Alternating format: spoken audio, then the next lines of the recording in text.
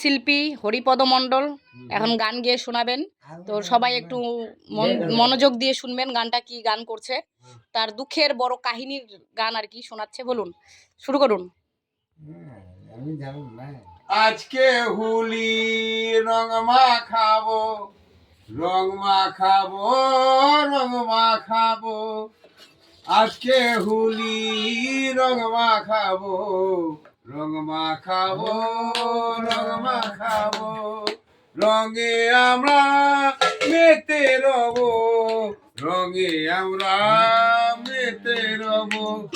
আজকে হোলি রং মাখাবো, রং মাখাবো, রং মাখাবো।